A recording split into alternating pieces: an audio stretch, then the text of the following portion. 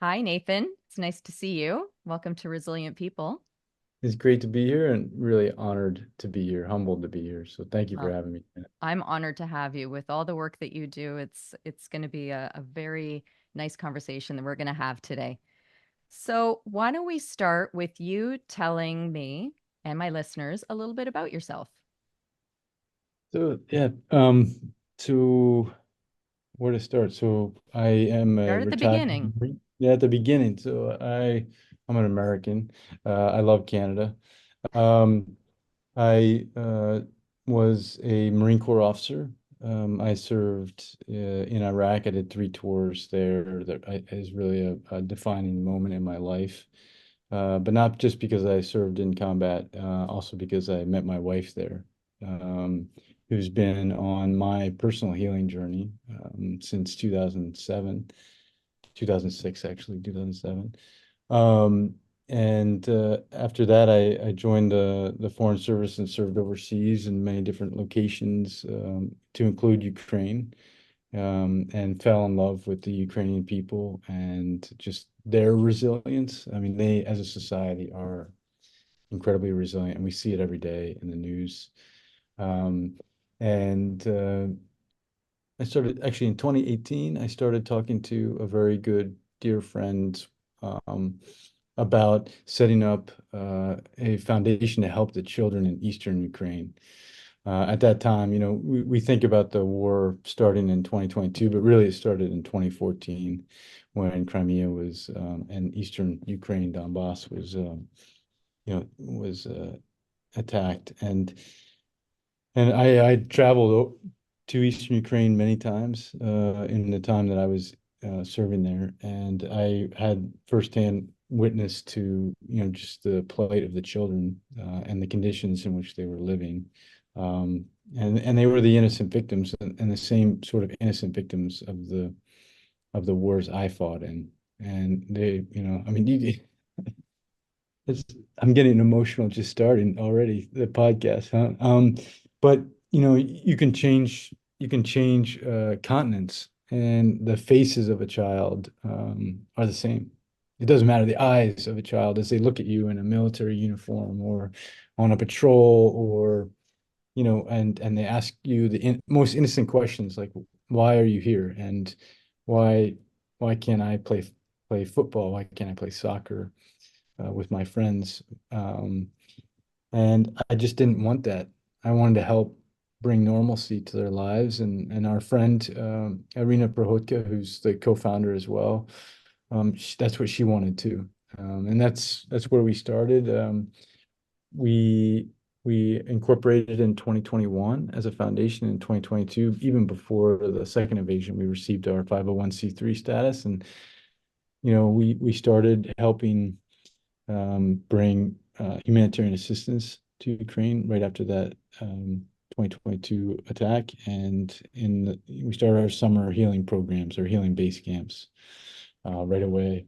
And we've been really blessed to be given the humble honor of actually helping families, refugees, Gold Star families. So in the U.S., we call Gold Star families those who have lost a combatant. So usually in the case of Ukraine, the husbands and fathers.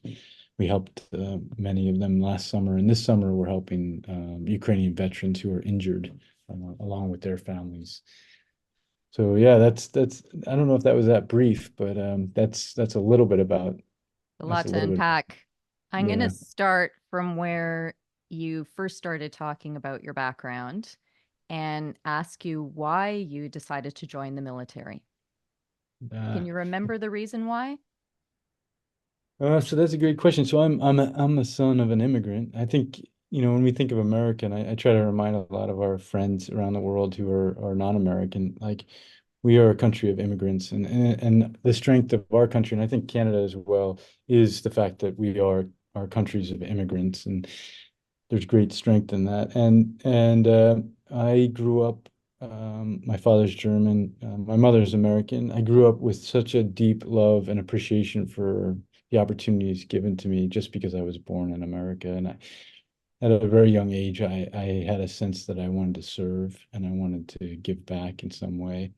Um, And at the time when I was, you know, when I was watching Top Gun for the first time or Red Dawn for the first time, the first thing you're thinking is that the best way to serve is in the military. So, I've since learned that there's many ways to serve, but the military was the easiest, and I wanted to be like Tom Cruise and Top Gun. Top Gun. By the way, Top Gun 2 was better than Top Gun 1. I saw both. Um, Yeah, I would agree. yeah, yeah. and but it just I wanted to wear the uniform, and I wanted to give back and serve.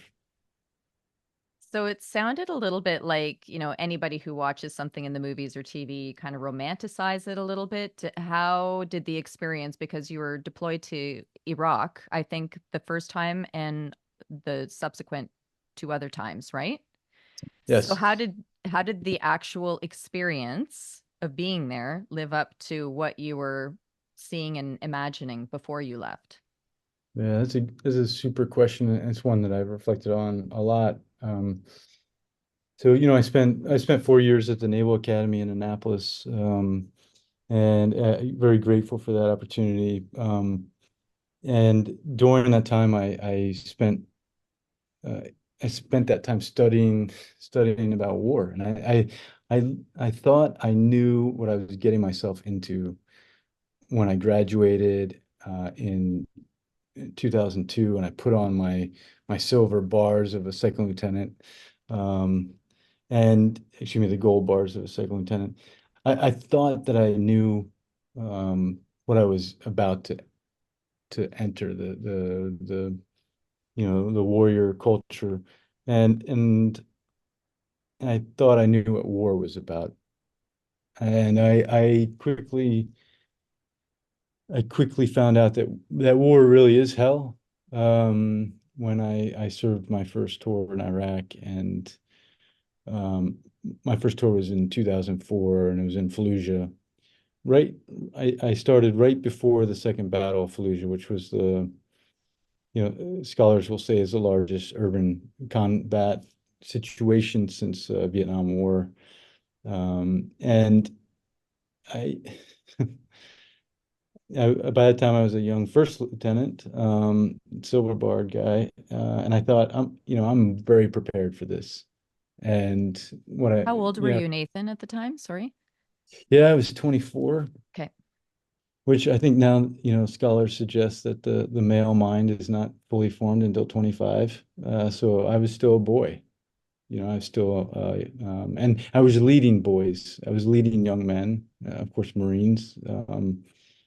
And I lost young men in that period. I lost my teacher. I lost my teacher first, even before the battle kicked off, and I witnessed his death firsthand, and I just was not ready for that. And then that just led to a series of losses like that in very violent ways, and I just didn't understand war. And I can say after 3 tours of combat, I still am, I still am naive to what war really is. Mm. And certainly when we see the situation in Ukraine, it's far worse than the war that I fought and that we fought. But war is hell. I mean, and it brings out the best in people, and it brings out the worst in people. I will say, and maybe I should say, the, some of the greatest acts of heroism I saw and love, I saw in combat. Mm. Um, and in that sense, I'm just humbled to have witnessed incredible acts of bravery at you know give you literally you know Marines who were willing to dive on a grenade for their buddies, uh, Marines that were willing to keep entering buildings that they knew not everyone was going to exit, but they were going to keep going. And yeah, I mean, war is hell, but war is also amazingly beautiful and what it does to young men and women, and the character that it forges in them. Perhaps forging is the wrong it doesn't forge it in them, it actually brings it out. so that others can witness it. Mm. Having never experienced anything like that, I can only imagine what that must have been like, especially being so young. Um, Even if you did feel like you were prepared, I can't think of anything that would prepare you to see or hear or feel the things that you did while you were there. Was there anything that was done at the time to help you with the images and the noises and, all the things that you were experiencing? Was there anyone that is on the military side who's helping the soldiers? Uh, there are. I mean, at that time, I think it was still very new to the military. Just what combat trauma, whether that be Mhm. traumatic brain injuries or actual physical injuries, and then PTSD. It still wasn't something that when I left, even, it wasn't something that people really talked about. And Mm. unfortunately, we can see the consequences of that with the rate of suicides of military veterans. And I think that's independent of the country. I think even, Canada has faced that, the UK has faced that. Anyone who's, I worry that our Ukrainian brothers and sisters will face that after the war ends. Mhm. And but we had obviously the great chaplains. That's one of the jobs of a chaplain. We have a very professional military medical staff that do it. Commanders and the staff NCOs, their job is to make sure they're looking after their people. Um, the one situation is for commanders and staff NCOs, we collectively have to also admit when we are impacted by it. And that often is something that is the most challenging step, is admitting that, looking in the mirror and saying, I have an issue. Um, Mhm. and, frankly, that's when I left active duty, I looked in the mirror and I still thought I was pretty strong. I mean, I had some issues, but it took a long time to admit, wow, I got, these injuries have left scars that need some rehab. Mhm. Um, So you've got the chaplains that are helping you, but as you said, as a person who's serving, you need to be open about your feelings. Were you open? Were you that person? yeah, I wish I think it takes great courage to be open to that, and I wasn't. Mm. Um, I wasn't while I was still in uniform. Um, because I'll never forget, and this is the first time I've ever shared this with any type of audience, but after my teacher died, he died in September of 2004. I was the second one in the room. I have spoken about that, and he meant a lot to me. He was a mentor of mine at the academy, and then he was a mentor of mine, took me under his wing as I entered my first combat tour. And we did our first combat, a patrol together, actually several patrols together. But he took me under his wing, Lieutenant Colonel Shea, and um, after he died, and and and after I was in shock, which I was clearly in shock. And I'll never forget. It was a rocket that hit the room, and I entered it. So like around my eyes and around my nose, around my mouth, everywhere where you have like some type of orifice, it was covered in smoke. So I had smoke all over it. And I was just sitting at my desk in the regimental headquarters, and I started crying. Um, and my commander now, General Bellin, incredible officer. He took me outside, um, and he said, Nathan, this is going to be a hard day for you, but what I need you to do right now is I need you to wipe the tears off your face. I need you to clean your face. I need you to wipe the emotion off your face. I need you to go back into that room, and I need you to be strong for your Marines. Like, Oh, I need you to not show emotion. I need you to, because they're all watching you. And oh. I'll never forget. Um, he did that out of a sense of obviously of leadership and the need to to be strong for the young Marines. And the young Marines are looking at us for that. So it's a balance, right? Like there is a time for facing your demons, and there's a time for putting that aside and fighting the fight. Um, and he made that very clear, that the time for facing my demons was not at that moment. So Mm-hmm. I'm very grateful to him, but at the same time, you have to face your demons eventually, and you have to be prepared for that, and you have to be open to that. Otherwise, it will surface in ways that are unpredictable and can be quite for those who love you most. It can be very shocking, and yeah, and it can ultimately lead to what many the suicide epidemic is an epidemic, and it's Mm-hmm. and we will continue to see veterans that will face that challenge. Yeah. Well, like, what about the whole philosophy of, showing strength through vulnerability? Like, was there a moment where, because you were in a leadership position too, was there a time maybe shortly after or, in the days following where you were with your team and you could break down and you could all kind of be there for one another? Or did that time just never come? It never really came. That's Wow.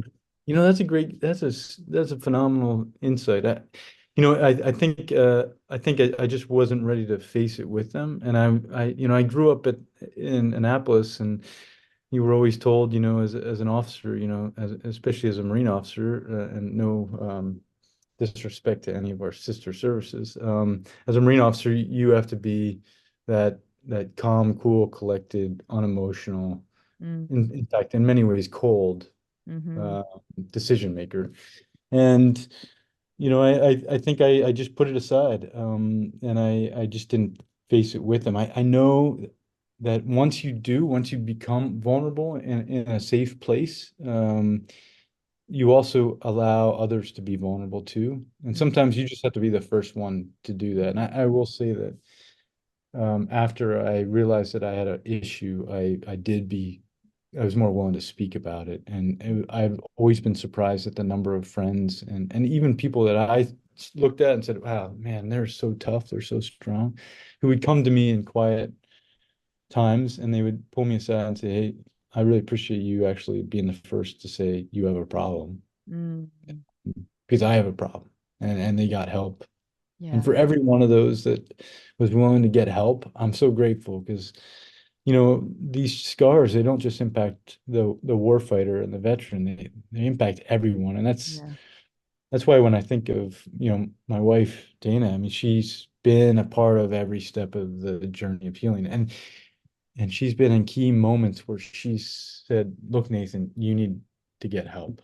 Mm-hmm. Or look, Nathan, you need to go and climb that mountain, because for you, that is the help you need. That's your You need to be healing. out in nature. You need to do something challenging that you might not be successful at.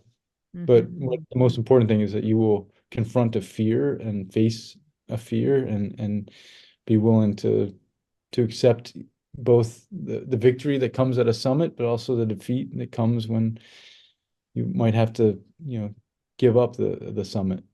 So. Oh, that's such a great way to look at it. I wanted to ask you about the comment that you made earlier about the war in Ukraine being worse than what you had witnessed in Iraq. Can you describe that? What you mean by that? So the war in Ukraine is the war that both West Point graduates and Annapolis graduates and ROTC graduates and Air Force Academy graduates. It's what we studied before OAF and OEF. And that is, we studied big armies facing against big armies with huge artillery, armor, air assets, huge bombs, 2,000-pound bombs. It is the war that we prepared for, but not the war that we fought in Iraq and Afghanistan. Mm, Um, and so we're seeing a war that we prepared for and know about and studied, but one the horrors of which we have not seen since World War II. Even Vietnam does not compare to the numbers that once they become public, and they will become public, will be incredibly shocking to the Western world, the world and large even. mhm, Um, we're talking now. We're talking, large artillery strikes, large um, the glide bombs that are hitting, and we're talking about in very serious injuries. We of course have had serious injuries in OAF and the OEF, but we're talking about mass casualty exercises all, day after day. We're talking about trauma doctors who are faced with challenging injuries and in challenging environments that are causing them to innovate. Obviously, the best innovation actually takes place in war, and we're seeing that in Ukraine as well with AI and with drone technologies. right. Um, but the war in Ukraine is nothing like the wars that I fought. Uh, we're having, significant portions of units that are being lost. Um, so the trauma of Ukraine, not just on the warfighter, but also on the populations, is severe, and the mental health crisis that will result from that will be severe. It'll be generational, and it'll be something that I hope that collectively the Western world and other supporters will bring, get aid for them. Not long after the guns are silent. Really the injuries are going to come up in the years that follow. Mhm. I see Dana is in the waiting room, so I'm going to let her in. Hi, Dana. Hi, how are you, Janet? I'm good. How are you? Good. Sorry, I'm in a parked car in Yeah, I the see mall that. parking Oh, lot. thank you for the last minute join. Nathan had suggested it, and I thought it was a great idea. Yeah, always happy to talk about Nathan and our work. Oh, So that's thanks for wonderful. You're having doing us. amazing work. Oh, thank you. Yeah, You as well. thank The you. Well, turning kind of your story into something purposeful is yeah, is a big part of the healing process, right? I think So you're right. I think you're right. Yeah, no, you're the story when I first took note of you guys was on 60 Minutes is when I first discovered you. And being Ukrainian myself, my family had come to Canada in the 30s from there. And, it just struck such a chord, the work that you're doing, helping the widows and the children. And I just thought, oh, if there's any chance that these guys would come on my podcast and talk about their backstory, I would just be so grateful. It's because I think that what you guys are doing is such a great example of taking a very painful time of your lives and turning it into something. I'm going to use the word positive, purposeful, Mhm. constructive, yeah. So, I mean, now that you've joined us, Dana, I'd love to know how you and Nathan met. Can you remember the moment that you met? I can. Nathan and I talk about that. Actually, we talked about it a lot recently at a family event, but I yeah, we were in a war zone. So it's kind of come full circle. It was my first tour to Iraq as a diplomat and Nathan's third combat tour as a Marine. And I met him the first day I landed. I was taken over to meet him as our kind of main liaison with the military. And he was having a little bit of a birthday roast. It was his third consecutive birthday Okay. celebration in Iraq on deployment, and they were roasting him a little bit. So it was I kind of interrupted that, and in any case, he introduced himself, sort of shook my hand a little too long to make it just a little uncomfortable. But there was something there. I actually wrote home about him that night. It just struck me, the sacrifice, I think,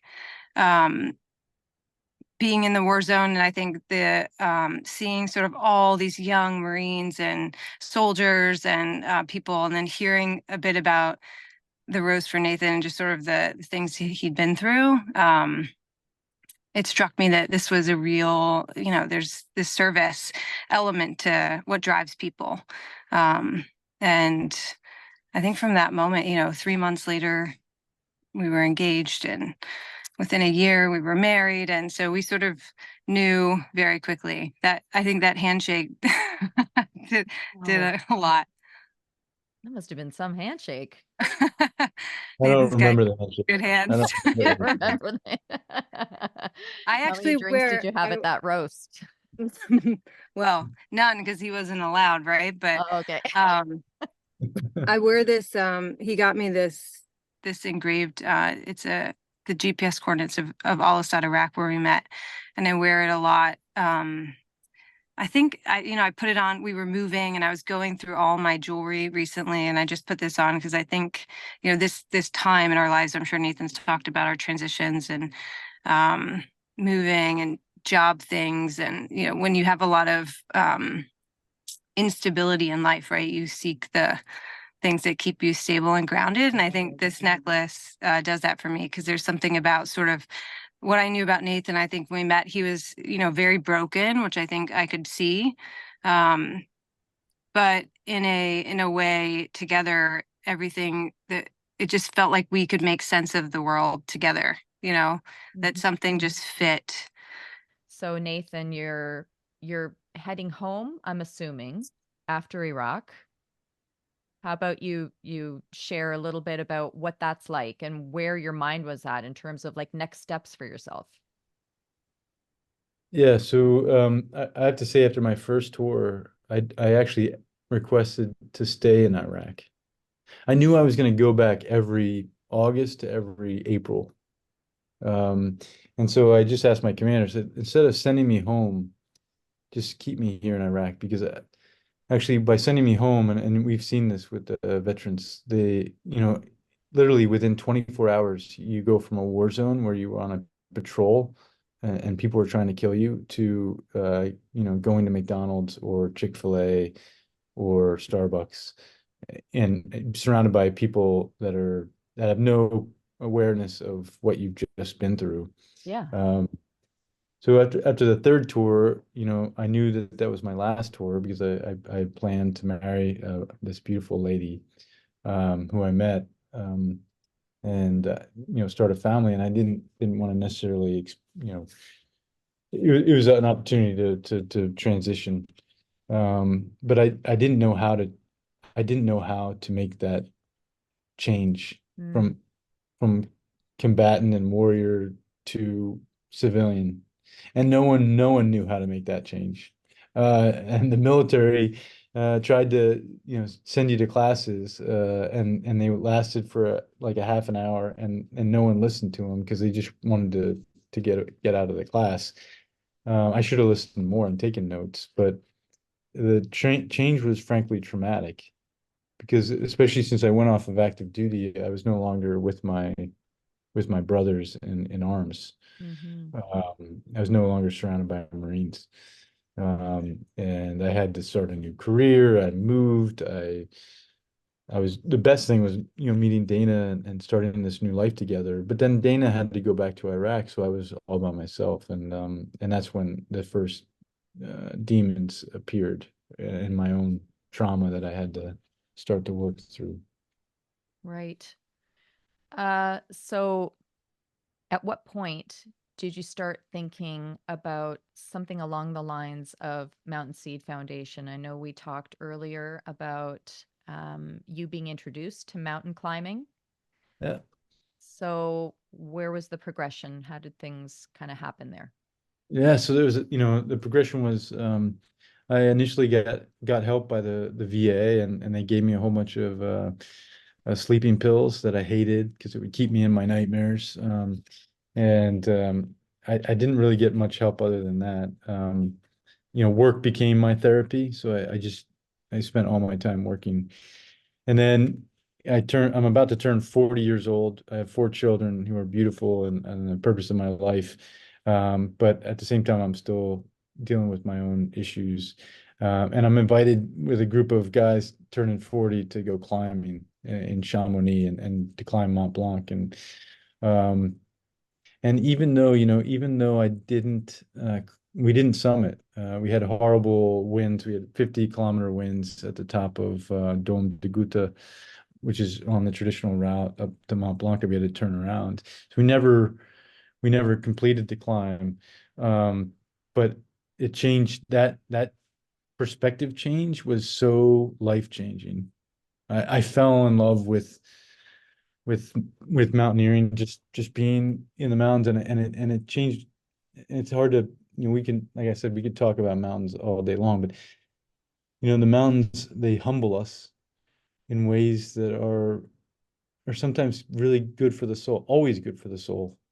We are nothing on a mountainside that's seen every war, all wars, and we'll see all future wars, and yet it remains unchanged or relatively unchanged. Um, but the ability to overcome a fear, and I was always afraid of heights, um, over overcome a challenge, it does something to the soul. It builds that resilience that you talk about on your podcast, that your podcast is based on. And resilience is built up only through challenges. And mountains always present a challenge. There's always a time when, and even the greatest mountaineers, there's a time when they think that they want to turn around and they don't want to go any further because it's painful. It may be painful because there's an injury. There may be painful because there's a lack of oxygen. There may be painful because they're in a position where they're not sure how to climb any further. Um, and we teach our participants at our camps, there's a difference between turning around and giving up.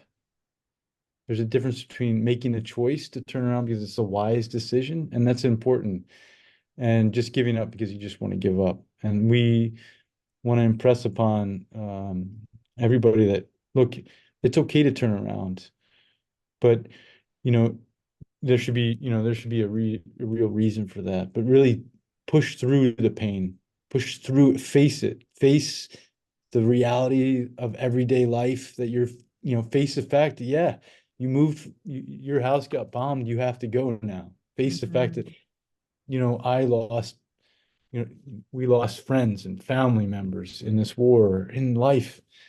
We have to face it. Otherwise, we become zombies to whatever way in which we treat that pain. And that's not the right way. So the mountains did all that and more. And um and Dana's, she's the force behind our healing base camps. But everyone who, the transformation that you see in just 5 days with these families, which, because we don't have a lot of time, it's incredible. It's so incredible, and I don't know why it works, but it's not necessarily. It is. We have a great team, but it's really the mountains that does it. It's facing it, and but I'll let Yeah, I was going to Kate. say, Dana, why don't you jump in and talk about the start of Mountain Seed Foundation? Yeah, I think, well, Nathan sort of spoke to that healing he found in the mountains, which we struggled as a family up until that point. I didn't know how to help him to deal with his PTSD. I wasn't equipped with those tools as a spouse. I didn't know what to look for and how to help, right? And it's not just right after the war. I mean, this had been 10 plus years of ups and downs. The things come and manifest in different times and come back up and all that. So when we were in Ukraine, though, Nathan spent a lot of time in Eastern Ukraine on the front there in the Donbass, the Donetsk and Luhansk region, and saw, we worried at that time. I worried because I knew that would bring up a lot for him. And I think what struck him the most there was just seeing the families living there under those situations, kids going to school and, without windows, and knowing that they'd been replaced, but they basically stopped replacing them because they just got broken again. So at that time, there were some discussions, how can we help these families? This is what you're seeing, and I think that probably during one of Nathan's mountaineering trips, because that first one, I think, he definitely became a little bit addicted to that feeling and sought it, and has done a lot of summits since then.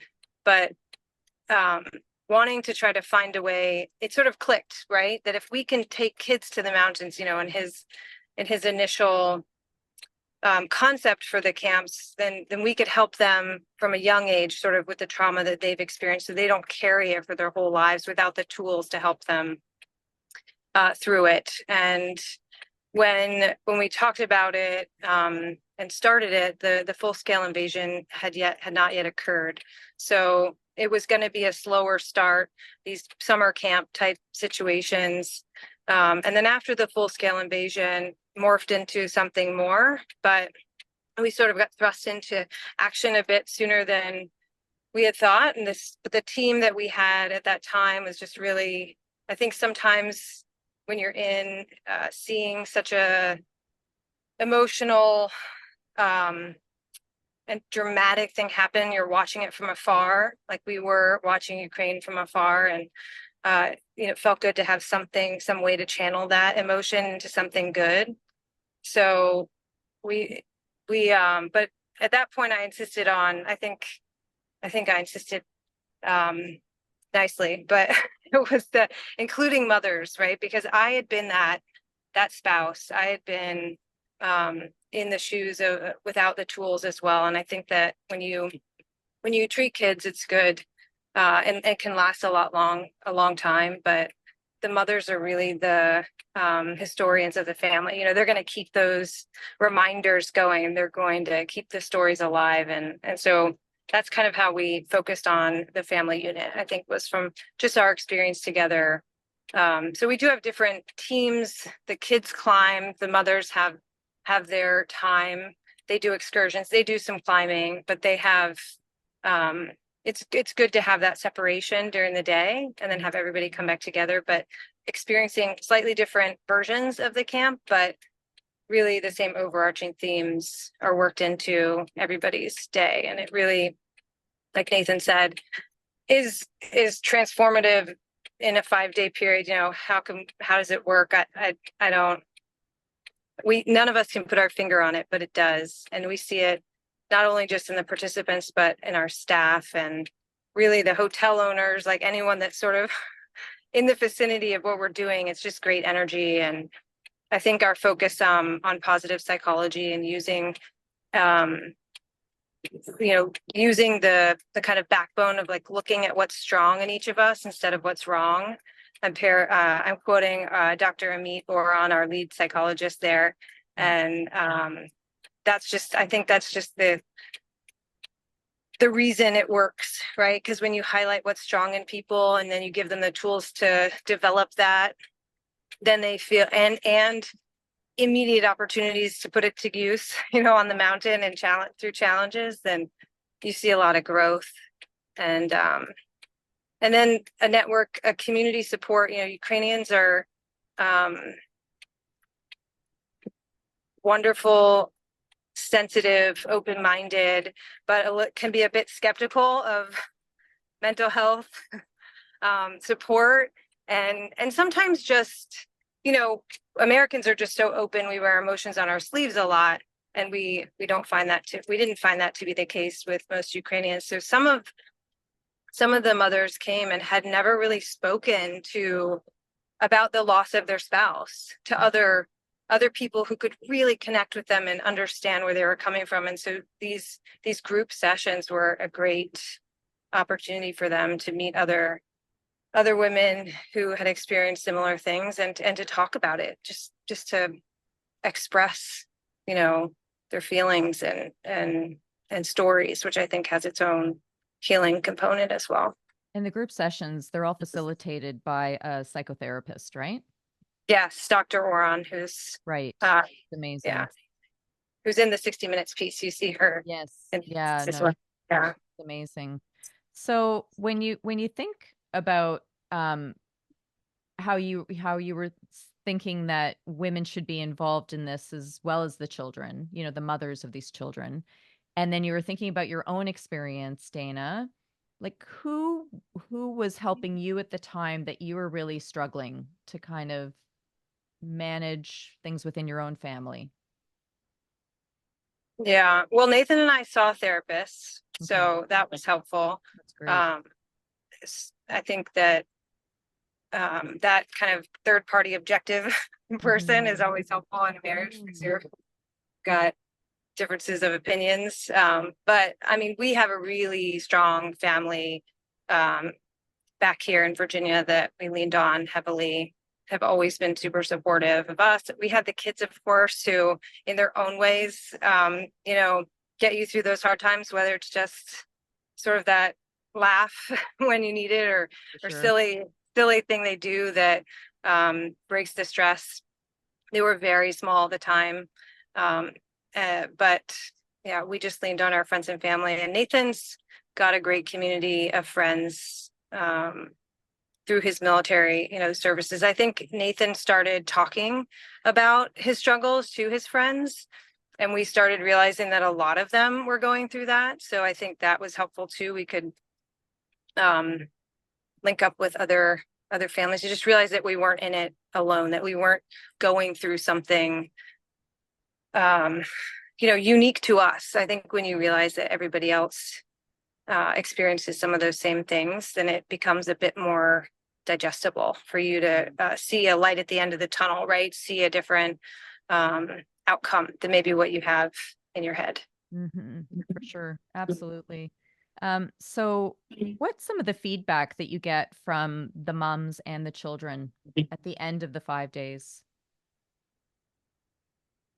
We have such great feedback. I mean, even, I mean, everybody's really at the end of the camp, it's just, you know, hugs and gratitude and hope, and you have that just because it's what's being fostered the whole time. So it really is just this amazing end to the week. And then we sort of send them off on the bus, you know, and we all take a deep breath and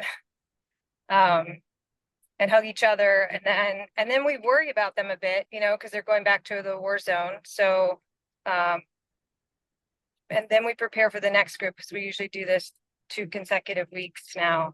But we do stay connected to the families, especially through our director of programs, Irina Prihodka. She's really the connective tissue and kind of mother of the mothers for the group. And she just gets, I think we hear feedback even 6 months later, a year later, that people have incorporated walks into their daily routine, you know, or sports into their kids' lives that have given them the continued the healing and given them those I just overall better well-being, you know, that we started to foster during their week with us. So I think we are qualitatively, we hear how much it works. We are introducing some quantitative measures, some more data-driven measures this year to institute an assessment protocol longer term.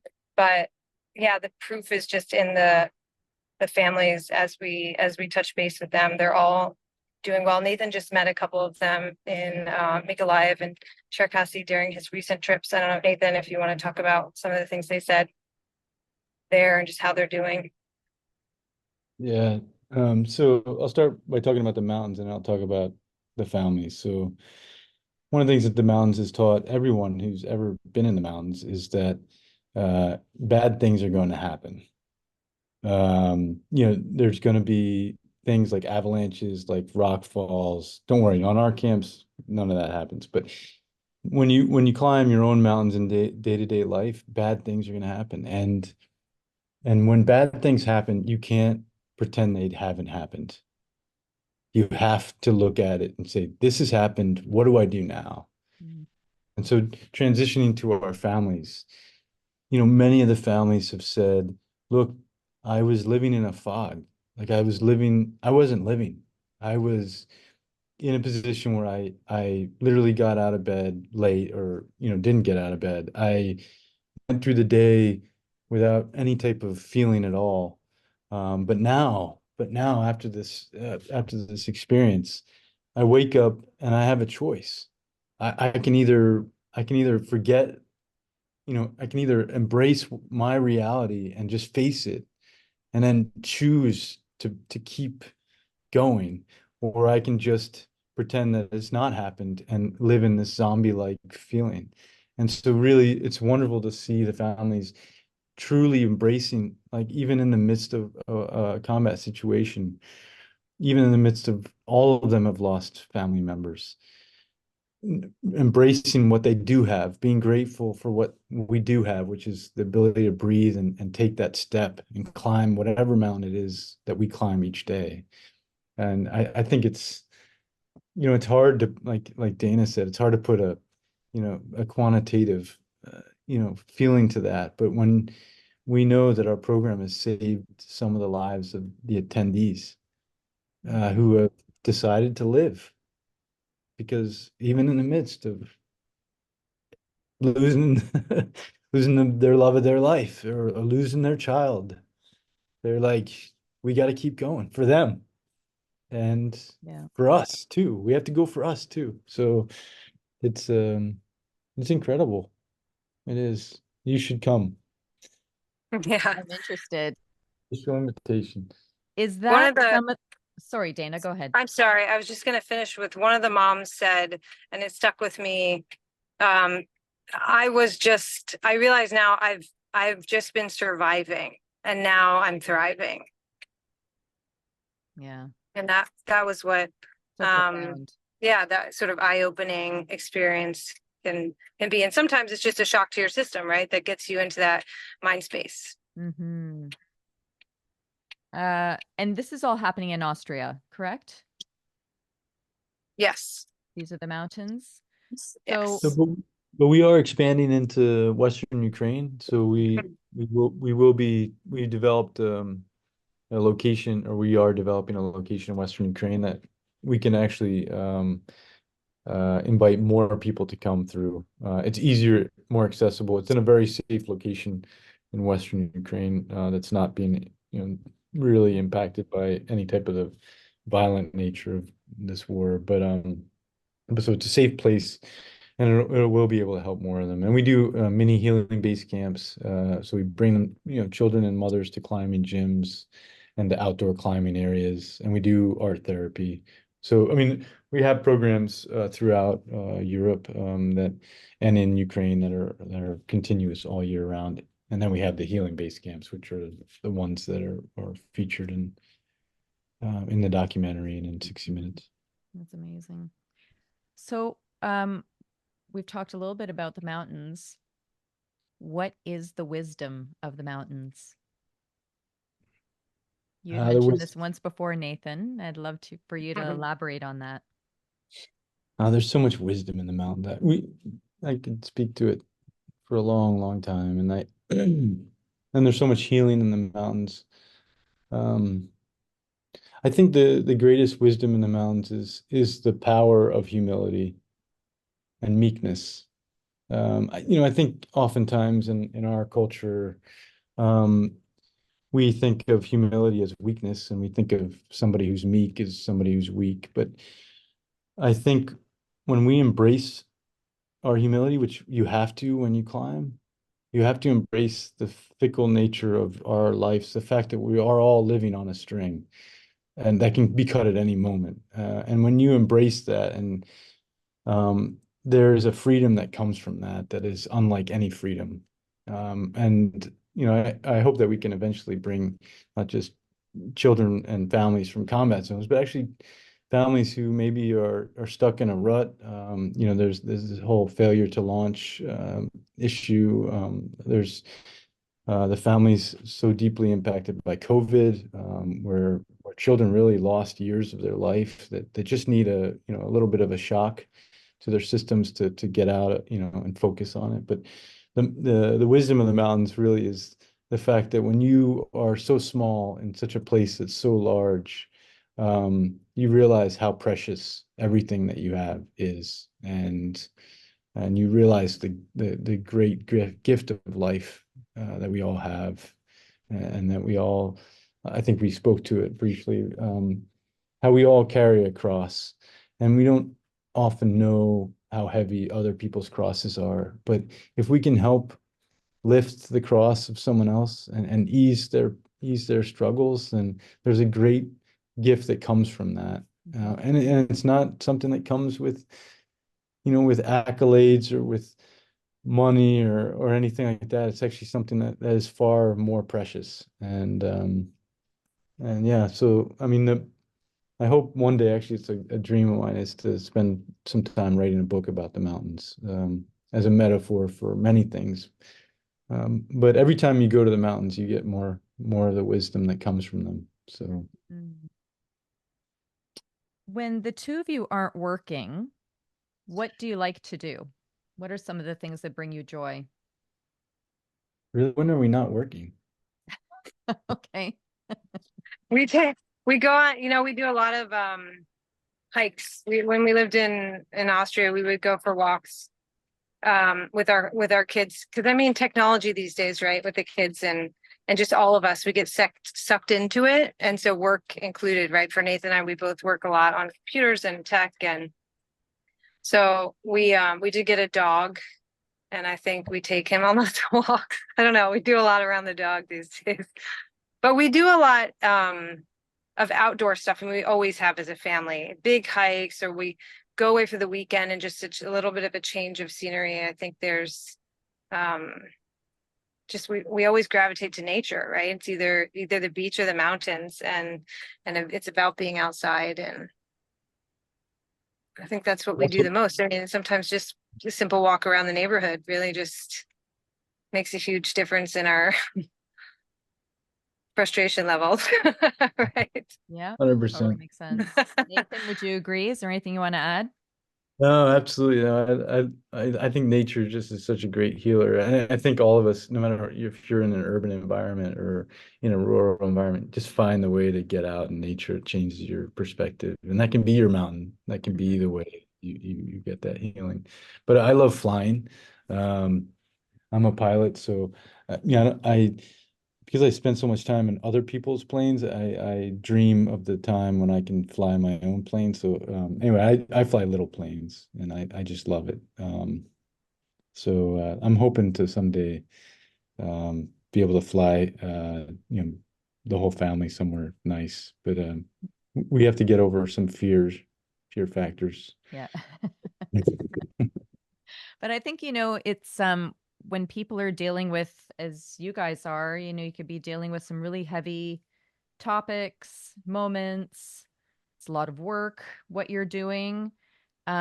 Hearing about some of the fun things that people do in the in-between moments, I really find interesting, like what recharges your battery, what, gives you a little reprieve, because I think that's important too when you're, you know, at this level of always helping others. Yeah. No, the Mhm. first thing that came to mind just now is ice cream. Ooh, okay. What's your Nathan does. flavor? What's your Nathan. flavor? I I love a mint chocolate chip. I love whatever flavor is in the I would cone. have said coffee. It's always I love coffee. coffee. I love coffee. I love mint chocolate chip. I love dark chocolate, really the dark. Anyway, Oh, yeah. but I think ice cream is similar to the mountains, but easier, more accessible. I think you can Yeah. always come out with a happy factor. That's a good one. I like that. Yeah. A little bit of joy in a cone. Um, what I'd love to end on this note. What does resilience mean to the two of you? I guess synonyms are popping in my head because it's like the grittiness. I've always said we've moved around a lot, and I love countries where people have grit. You just feel that part of their culture. Ukrainians are like that. But I think resilience to me is just being able to be knocked down, but that getting back up part, right? The moving forward, despite the challenges. And like Nathan said, bad things happen all day long, every day to all of us. We talk a lot about, one of Nathan's favorite books is Viktor Frankl's Man's Search for Meaning. So, just the idea of like the one thing we can choose in life is our attitude. We tell our kids that a lot, even though we don't always embody what that looks like, because we all need to have meltdowns sometimes.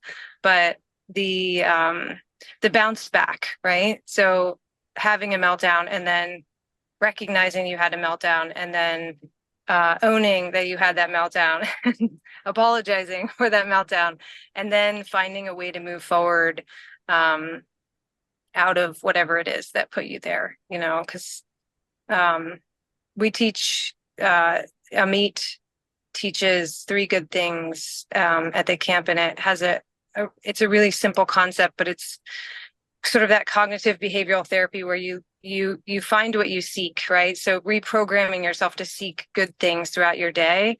And resilience gives you, if you have that grit, I think, it's not just about pushing through hard situations, but it's about, and sometimes enjoying the process, right? Or like the challenge of it and getting through it, coming out the other side stronger, right? I love that. How about you, Nathan? What does it mean to you?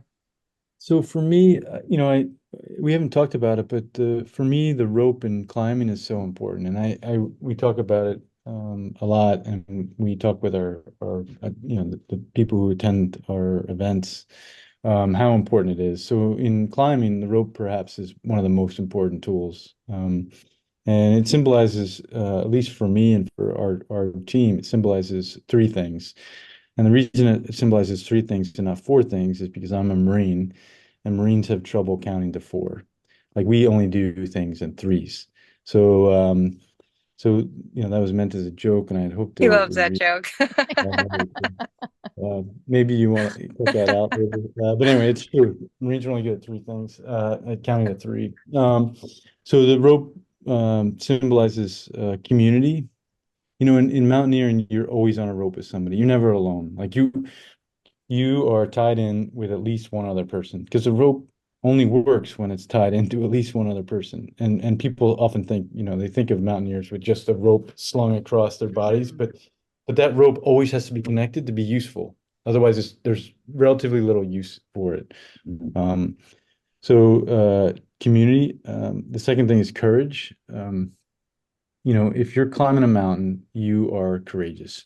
Because you're going to face fears. Even the best mountaineers are afraid. I just watched a recent documentary about Uli Stick, who's one of the greatest mountaineers of our recent lifetime. He actually died in an avalanche, but he was afraid of every mountain he ever climbed, and he climbed all the north faces of the Alps, which are the most difficult climbs. So courage, if you're going to climb a mountain, you're going to be courageous. And all of us do that every day. And we gotta recognize that we're being courageous in the day-to-day climbs that we're in. And the last thing is responsibility. And that means that when you're on the rope, there's going to be times when you're not the strongest one on the rope. But there will be times when you are the strongest one, and you are responsible for those that are with you on the rope. And there truly is love between those that are on the rope. And so this, your question about resilience is one that I think I would like to add a nuanced response, in the sense that, yes, resilience is gritting your teeth, looking at the mountain and climbing it, and taking that first step, not knowing where you're going to go, how you're going to get there, and even if you get to the top. But resilience is also knowing that you're on the rope with someone else.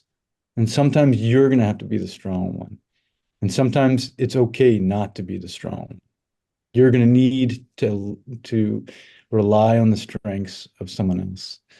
And so resilience is something that you don't always have to be the toughest or the strongest. You have to recognize that you're on a rope team, that you have a team with you, that you are courageous, and that you are responsible for those with you. And when I look at, we've talked about our marriage and our life together. Um, there's been times where I have certainly been the weak one. And Dana has said, go get the help you need. And that's what I encourage all your listeners. Like, Mm. resilience doesn't mean that you're the strongest.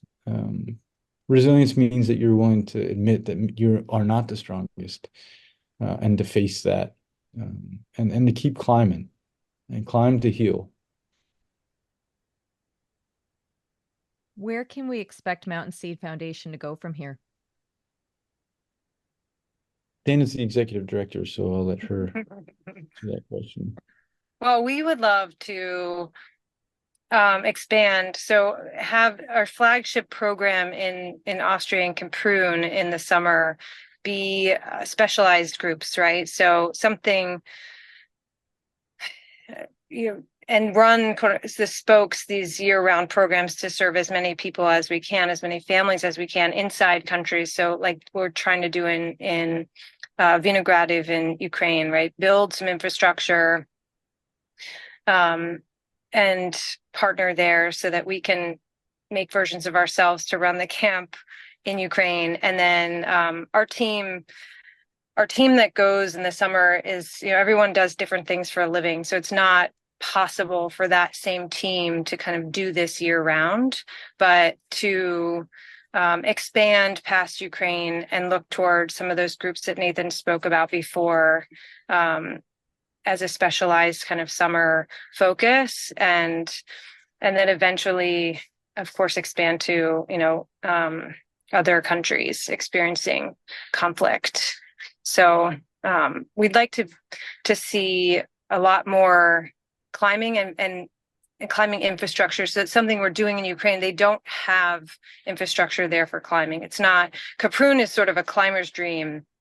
Pretty much anywhere you pull up next to is going to have some sort of bolts in it for top roping if it's got some some height, because it just is a town kind of built for climbers by climbers. But Ukraine has some small mountains and areas that are amenable for climbing, but they just don't have the infrastructure. So we'd love to bring that to them and then make it available to the public, right? So Via Ferrata, the style of climbing that we do, is super accessible to all levels, new climbers to people who have been climbing for many, many years, and it's still super fun. Like the dam that you see in 60 Minutes is it's stunning to look at, and it looks, from the photos and the videos, just this incredible feat, but when you're on it, it's not so hard, because you're on a cable and you're, in these little footholds and things. So I think making climbing accessible to communities that maybe didn't have it before too is one of our longer term goals. Expanding that access. Amazing. And then aside from the website, which I will definitely be pointing people to, that's where you take donations. You can get more information. There are videos on there. Anything else that I'm leaving out that we should be talking about before we go? We love to encourage people to watch the Netflix documentary Camp Courage to see really the impact. I think we'd love to do a follow-up with Milana. I don't know if Nathan spoke about it earlier, but she had some challenges during the week she was there, and we did that filming, and we did get her up to the main summit, but she came back last summer partway through the camp. And it was amazing to see her a year later, and she just jumped on every wall, every climb. She did everything that she was terrified of doing in the documentary. So we hope to do we did film a lot of that and just show that kind of before and after. But the Camp Courage short documentary on Netflix is a phenomenal feel-good watch. And then of course 60 Minutes, we just learned they're doing a rerun of our segment this Sunday, so people can rewatch that. But I think the website is where we we try to keep it updated and dynamic. Our social media sites are really the place that we update the most on all the platforms. When you look back on your journey from when you were in your 20s, deployed in the military to where you are now, how does it make you feel?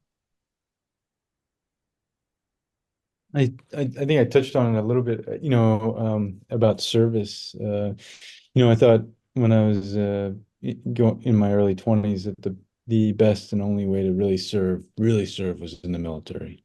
Um, but I think as I've gotten older and maybe a lot softer, I realized that we can all serve, and we can serve, from the positions where we're at. Like we can serve right now. We can say hello tomorrow to our neighbor that maybe we never talked to and ask how their day is, even if we don't ever get a response.